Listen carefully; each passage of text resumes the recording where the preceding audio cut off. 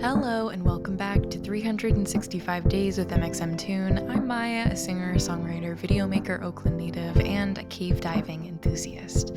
I'm also a huge fan of history. I love untold stories, gross facts, hidden secrets, anything weird, dark, and funky from the past. Each day, I'm going to share one of my favorite deep cuts with you, so let's take a look at today's stories. It's 365 with mxmtoon. New facts every day, so don't leave too soon. I'm gonna teach you stuff, no it won't be tough. Gonna go a year till you've had enough. It's 365 mxmtoon. On this day in 2018, the last 4 of 12 Thai boys were rescued from the Tham Luang Nang Non cave in Thailand. The rescue was an international sensation, broadcast around the world and bringing together over 100 elite cave divers, Navy SEALs, over 24 countries, and thousands of volunteer rescue personnel. The boys and their coach all survived, but 2 Thai Navy SEALs sacrificed their lives in the rescue effort. It was a tribute to what we can do when we work together, and the heroic lengths people are willing to take to save another life. So, let's reverse. The boys were all members of a local soccer team called the Wild Boars, and all ages 11 through 16.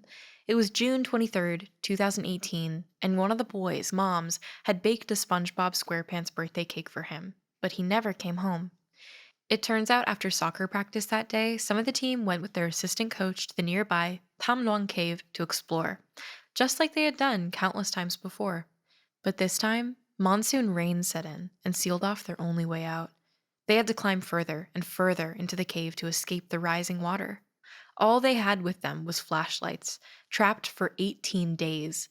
They stayed alive drinking the water leaking from the cave walls. The boys' coach had been a monk, and he taught them meditation techniques to calm them down and reduce their use of oxygen. These techniques may have saved their lives. Meanwhile, outside the cave, a rescue mission of global proportions was taking shape. The story spread like wildfire on social media and eventually global news. Thai authorities called for help and other countries rallied to answer. On June 28th, 5 days after the boys' initial disappearance, international rescue crews began to stream in. All the while, the rain kept coming. For days, rescuers swam through dangerously flooded tunnels deeper and deeper into the mountain, but couldn't find any trace of the team. Local experts said that by July 10th, the entire cave system would be completely flooded. Yep, July 10th. Then, 10 days into the ordeal, 2 divers from the United Kingdom came upon an incredible sight. They surfaced in an air pocket to find all 12 boys and their coach alive. In a video of the event, you can hear the divers saying, "It's okay. Many people are coming. Many people are coming." The video was immediately shared on social media and broadcast across the world. The rescue teams brought the boys food, a medic, and Navy SEALs to stay with them. But a successful rescue was still a long way off.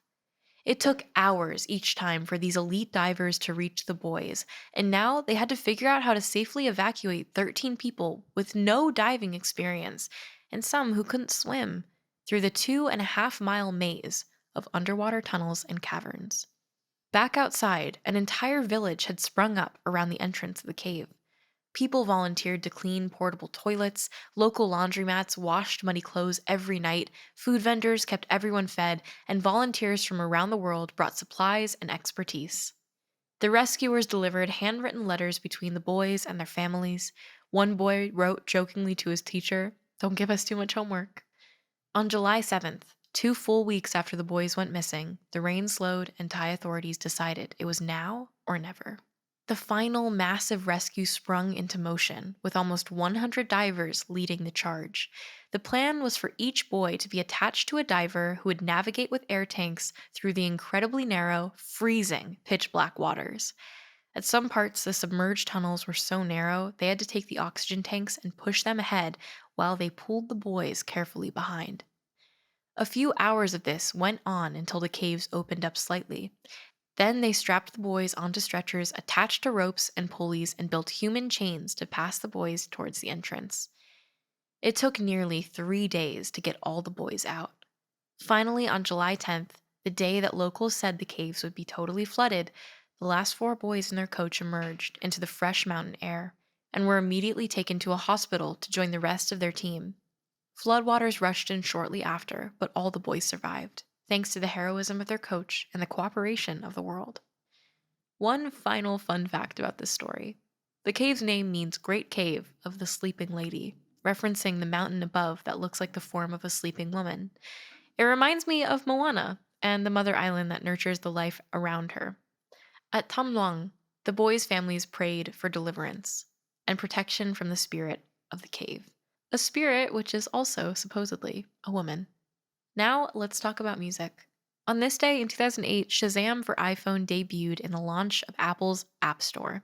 Suddenly, by simply tapping an app button on an iPhone, music fans could finally get an answer to the timeless question, what's that song?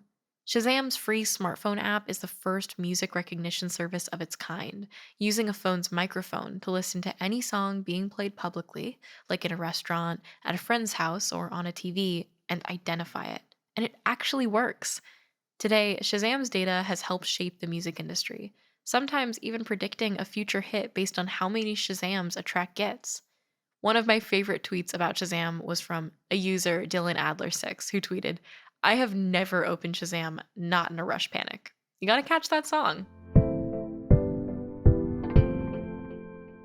And now for today's final segment, I'll be going back into my own photo archives to see what I was up to on a July 10th in my life. On July 10th, 2019, I was in New York celebrating my birthday. I went to the Met the day before, and that was really fun. I think it was the first time that I'd ever actually gone to the Met. And I remember at that point I was talking about moving to New York, and now I've just celebrated my 21st birthday in New York, and I live here. Woo! It's really weird. Like, I have all these photos from that trip, and it definitely did like a bunch of touristy stuff. And now those are things I like actively try and avoid because I don't want to have to deal with huge crowds of people anywhere. But it's still fun. I think I might go to the Met sometime this summer just to go see their exhibit. But I haven't been to the Met cloisters. I'm really excited to do that. But I think the day after my birthday on this July 10th in 2019, I went to go meet up with a friend, and we went and got boba donuts, which I didn't even know existed, and it was a lot to take in. And I also wasn't taking my lactose intolerance seriously then. I still don't, by the way. So I needed to rush back to my Airbnb with my family. Thanks for going back in time with me, and remember to subscribe wherever you listen to podcasts. You can come back tomorrow for more stories from the past. It's 365 with mxmtoon. New facts every day, so don't leave too soon. I'm gonna teach you stuff, no it won't be tough. Gonna go a year till you've had enough. It's 365